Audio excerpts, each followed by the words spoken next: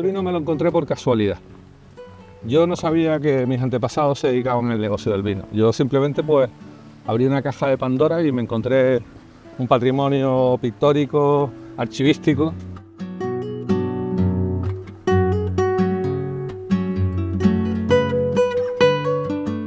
Bueno, pues porque mi familia o mis tíos, los mayores, me comentaron que existía un archivo. Ajá. O sea, yo eso me enteré cuando tenía 35 años, 40 años. Yo me dedicaba a mi profesión de ingeniero y a raíz de que murió mi abuela y mi padre recibió una serie de documentos antiguos, fotografías y demás, pues me surgió una curiosidad espontánea.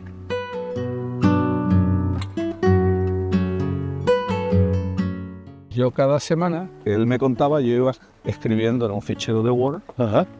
Y cuando pasaron 5 o 6 años, tenía una historia tremenda.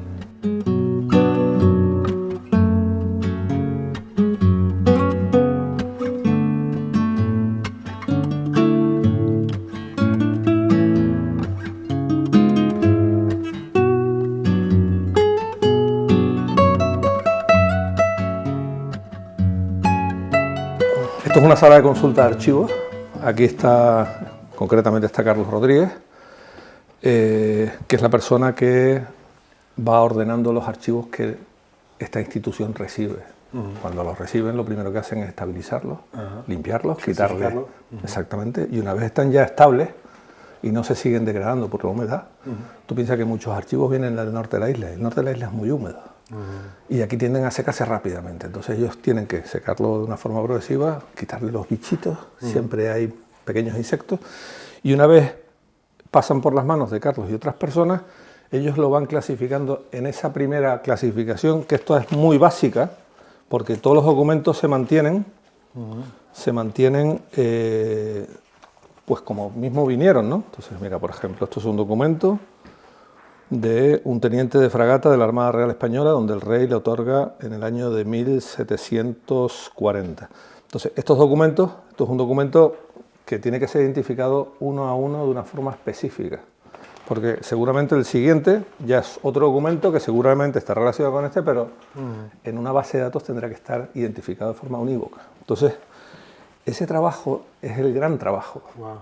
Entonces, hay una base de datos donde todo esto va pasando y después se va metiendo documento a documento en una hojita. Y cuando esa base de datos ya está armada con miles y miles y más de cientos de miles de registros, como los que maneja aquí Carlos. Es un trabajo de hormiga. Claro. Pero si no hay un trabajo previo de hormiga, los que escribimos libros no podemos escribir libros.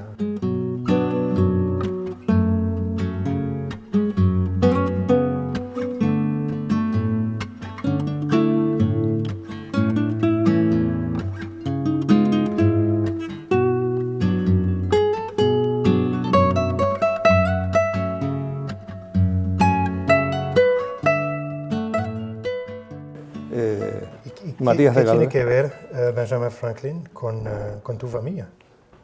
Tiene que ver en la guerra de la independencia de los Estados Unidos. Cuando los británicos, cuando los navíos de la Continental Navy, de la Marina de Guerra americana, se dedicaban en las costas de Europa a atrapar navíos británicos para digamos, incomodarles y para que los británicos tuviesen que desviar sus navíos de las 13 colonias hacia Europa.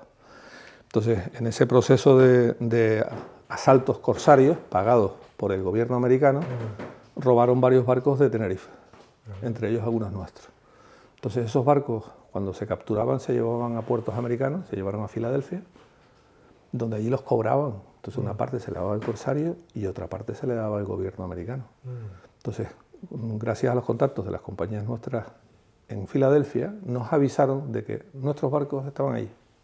Entonces hablamos con ellos, acreditamos que no son barcos ingleses, sino que son barcos españoles, canarios, y el dinero de la venta se anotó en un papel y se envió desde Filadelfia a París a Benjamin Franklin, y Franklin nos pagó por el error.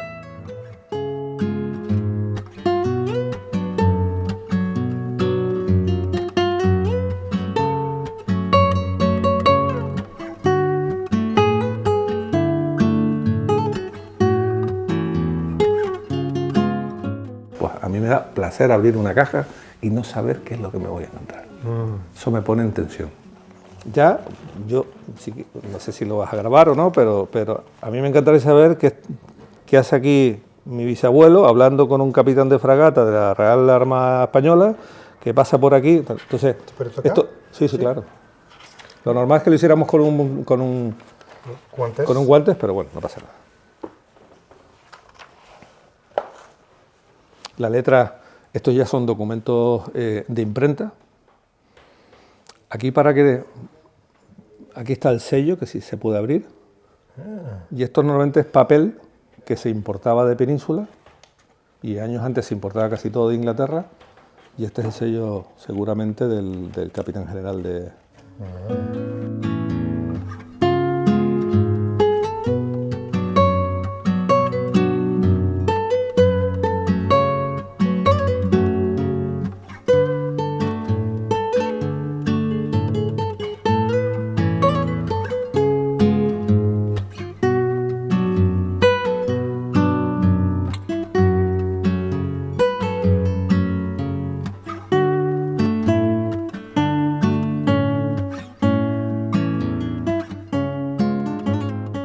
Estas son cartas que alguien recibió.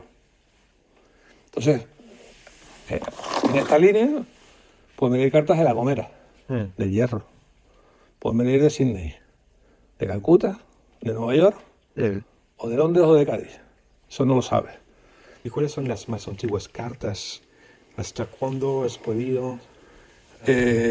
Pues, como el archivo nuestro es una mezcla de varias familias que aparecían y desaparecían, pues las más antiguas son las de la familia Franchi, que son genoveses, son italianos. No son franceses. No, es Franchi con I latina o Y según se escribiera. Pues los irlandeses somos más tardíos, los irlandeses somos de 1680, pero los Franchi vienen prácticamente después de la conquista, prácticamente, es como los Ponte o como esas familias genovesas que vinieron a financiar. XV. Sí, claro. Pero aquí en el archivo nuestro del siglo XV no creo que haya más bien nada, del 16 puede haber bastantes documentos, ya el 17 y el 18 es la cumbre. Si vamos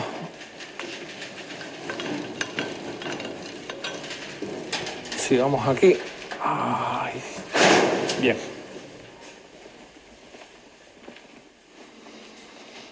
Como te decía, estas cajas pequeñas son esas cartas recibidas, pero si por ejemplo, y voy a ir un poco de forma aleatoria, vamos a coger una caja de un libro,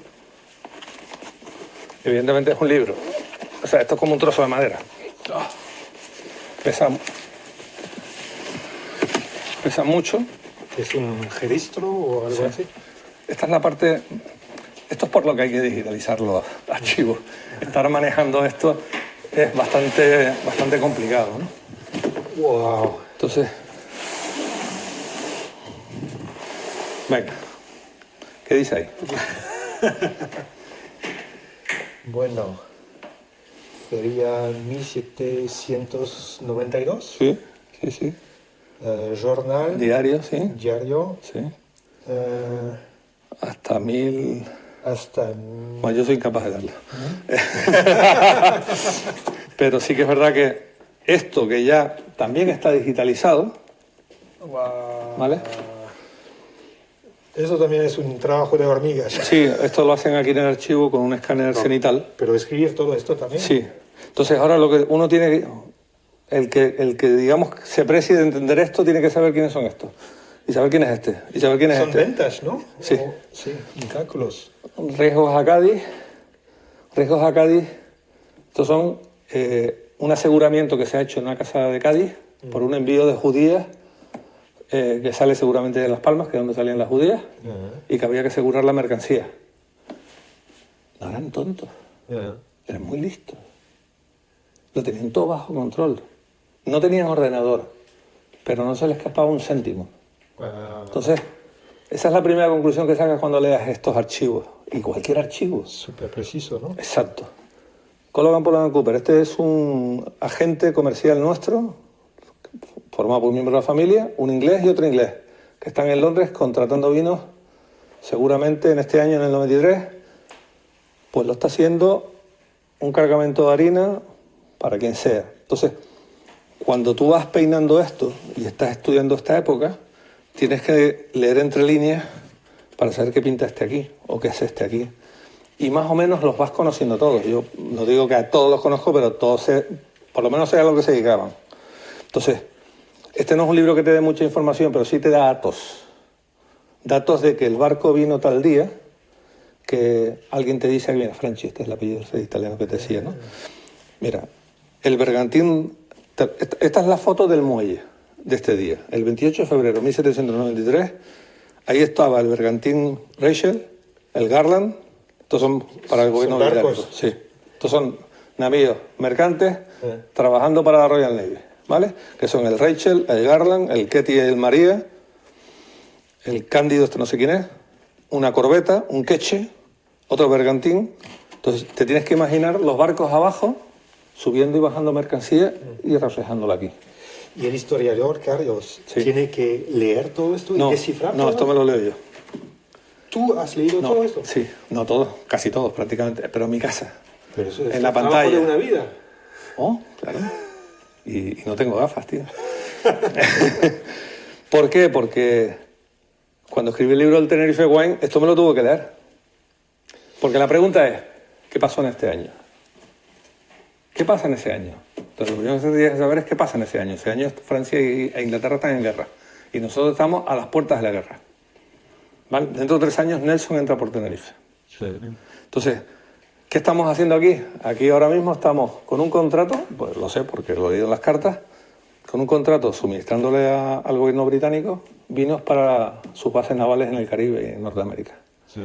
Entonces, yo sé por qué están estos barcos aquí, pero necesito los datos de cuánto se subió de vino cada barco. Entonces me vengo a estos libros. Y también una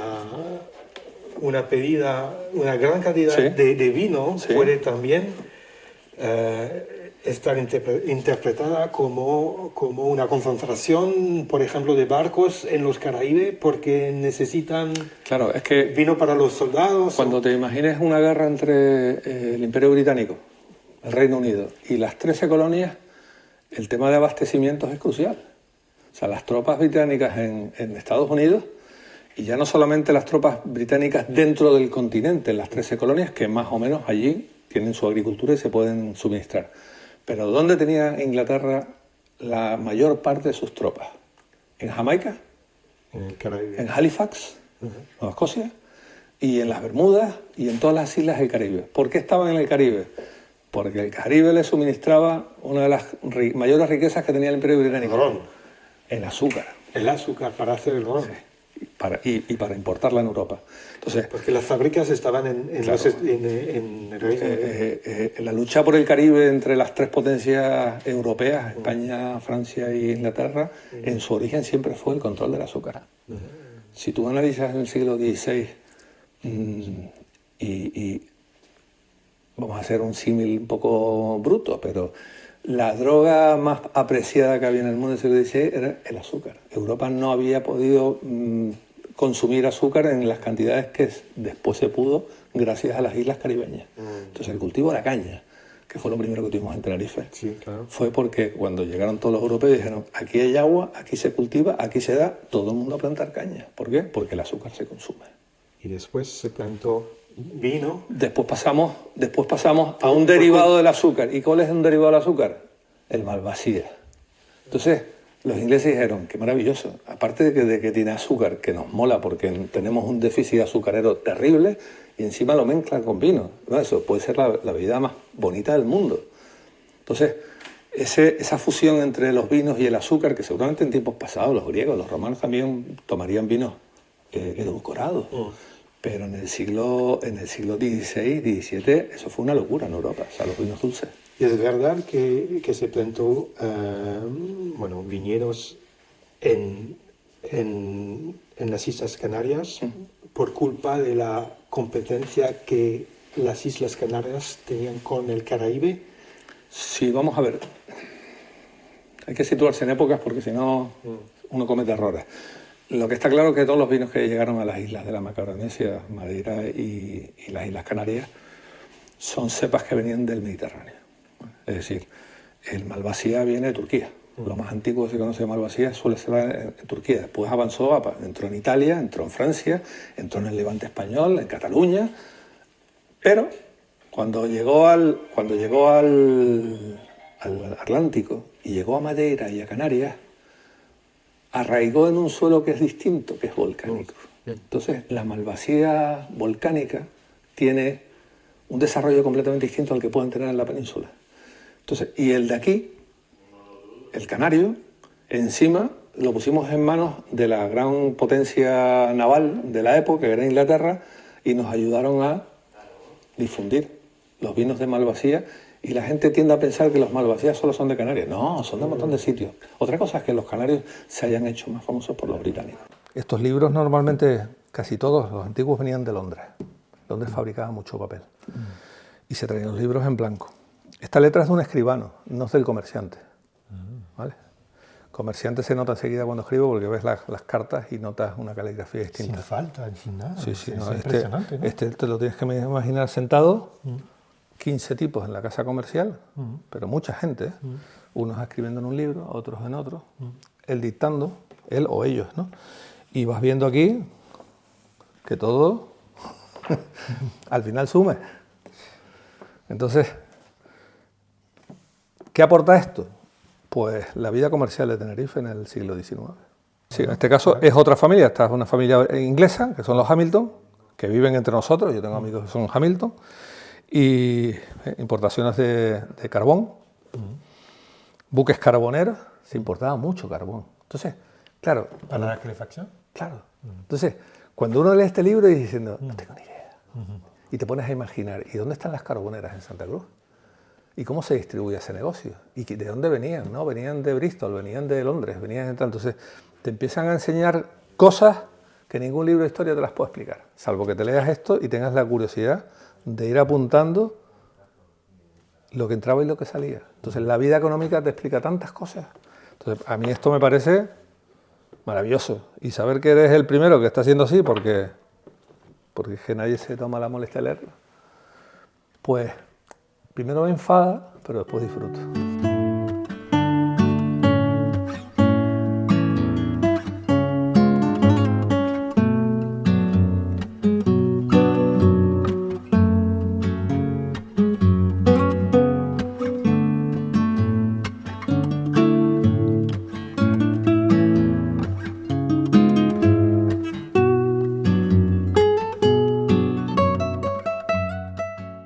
Entonces firmábamos estos contratos. Esto es un contrato y acuerdo del 15 de diciembre de 1784 por los comisionados de la Victorin, los comisionados de compras de la Armada Real Británica, donde firman un acuerdo de suministro de 1.000, 2.000, 3.000 pipas de vino bajo unas ciertas condiciones. Entonces, todo eso deriva en que todos estos comerciantes canarios milagrosamente sostuviesen esos suministros durante casi 30 años. En realidad lo han hecho en los últimos 500 años. O sea, hemos estado suministrando a la Royal Navy de forma constante. Solo que bien documentada y continuada, esta documentación es la única que le sostenga eso, ¿no? ¿Qué pasa? Que esto es la guerra de independencia americana. Estos son las guerras napoleónicas. Estamos hablando de contratos de 1777 hasta 1815. Entonces, ¿qué es lo que viene junto con esto? Cómo nosotros nos acabamos involucrando en esas guerras, cómo nos roban los barcos, cómo los franceses nos asaltan, cómo los españoles no sé qué. Entonces, te vas metiendo como comerciante en la dinámica de la guerra. Y es muy bonito escucharles a ellos, sus miedos y sus temores cada vez que un barco iba o venía, cargaba o no cargaba, porque si tú no cumplías con el gobierno británico, tenías consecuencias. Pero entonces, los ingleses compraban vino, Sí. Y los americanos lo hacían Sí, también. lo hacíamos, sí. Nosotros le vendíamos a todos los bandos. Ajá. ¿Cuándo se gana más dinero que en una guerra? Y Nunca. para los ingleses no era un problema. Ellos No. sabían. Vamos a ver, cuando se entran en guerra, o se entraban en guerra en esos años, los contendientes, imagínate una guerra entre Francia y España. Esa para nosotros es la mejor guerra, para los canarios. ¿Por qué? Todo para los ingleses. ¿De acuerdo? Los franceses no nos compraban vino. Algunas escuadrones y algunas fragatas... Ellos tenían vino, ¿no? Sí, claro. alguna fragata, algún escuadrón pasaba por aquí francés y tal, pero cuando Inglaterra se mete en guerra con las 13 colonias, nosotros éramos proveedores de muchos de los padres fundadores de los Estados Unidos y al mismo tiempo le vendíamos a los ingleses. ¿Y cuál es el problema? No hay ningún problema.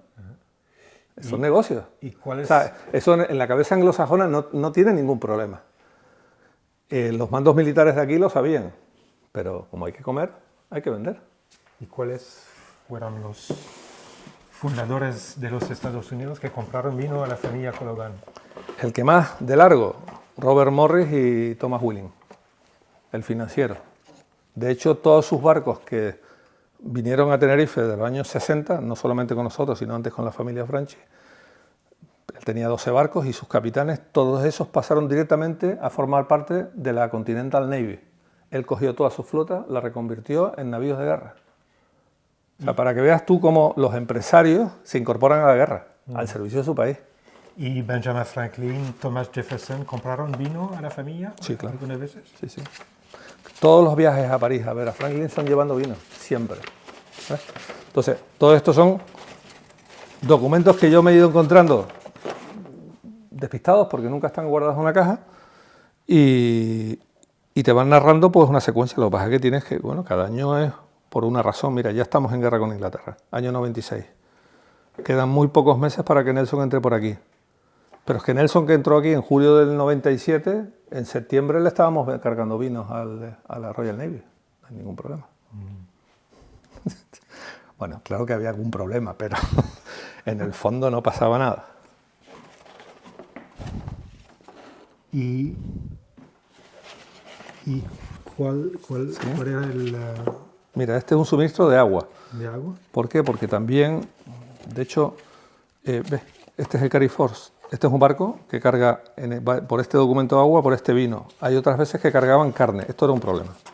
La carne era un problema, porque muchas veces ellos subían animales vivos. Subían las vacas, ¿no? Y claro, las vacas en la isla de Tenerife en estos años se contaban, no con los dedos de una mano, pero se contaban por decenas. Entonces había que pedir permiso al capitán general para ver si el mercado de abastos permitía que se sacara una vaca para llevárselo al comerciante este que se lo había vendido a los ingleses y que no había pedido permiso para vender una vaca. ¿Vale? Porque eso era patrimonio nacional, una vaca. Entonces, muchas veces llegaban los barcos británicos y se mataba una vaca y se va a la mitad. Claro, eso significaba una bronca en el almirantazgo que te podían cortar los contratos. Entonces, el suministro y la logística era muy complicada. Me imagino. Porque este barco a lo mejor después se iba, qué sé yo, a Ciudad del Cabo. Y si no se llevaba la vaca, no comían. Entonces, eso los británicos, si algo tenían bueno es que eran, vamos, cuadriculados, ¿eh?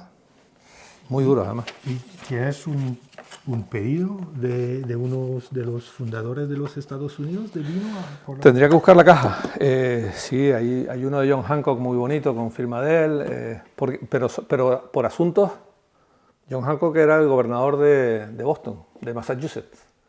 Entonces es una historia muy divertida. En fin, era un comerciante de La Palma que quería mandar a su hijo a Estados Unidos, habló con nosotros, comerciante de La Palma, irlandés, y tenía un montón de hijos y había uno que era un poco locado y cogió y dijo: Collogan, te lo mando al puerto de la Cruz y el barco que te viene ahora de Boston, que a la vuelta se lo lleve. Entonces el tal chaval este pues acabó en Boston.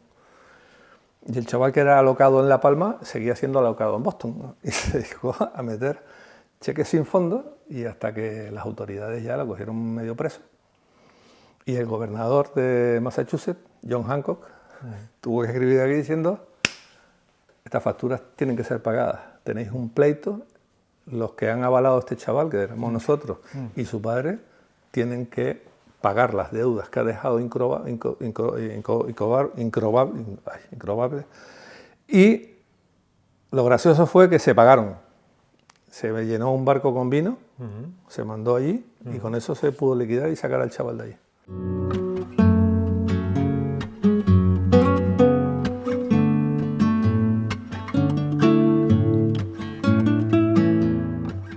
Esta es la carta, que realmente es una carta con un sello lacrado, y detrás viene todo el pleito, todas las reclamaciones por parte de John Hancock a Tenerife.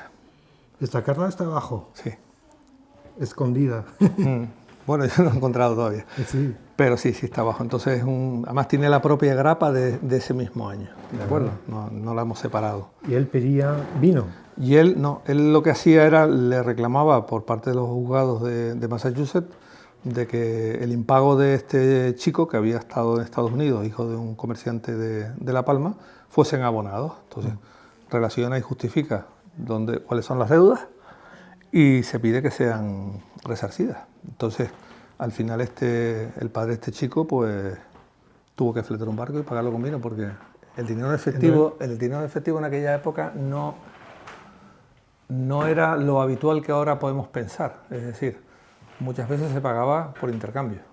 Sí. Entonces, si tienes 10 pipas de vino, pues eso a lo mejor era una cantidad significativa y enviabas 10 pipas de vino y saldabas. Y me imagino que era para su consumpción. No, seguramente ¿Personal? sería pagarle a los empresarios a los que estafó el chaval. Pues, Carlos, fue un placer. Lo mismo. La historia de tu familia es ¿Eh? apasionante. Gracias por pasar este tiempo. Gracias a ti precioso. por la visita.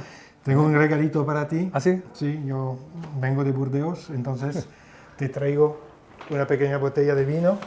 Muchísimas gracias, Burdeos. Rudo. Y Muchísimas no, gracias. para nada. Y, Bueno, no las podemos beber ahora, ¿no? Chateau Maresco Saint-Exupéry, Margaux, 2011. Así que puedes beber Maravilloso. la botella para una gran ocasión. 1.000.000 de gracias. No, Y gracias por para venir a nada. Tenerife. Venga.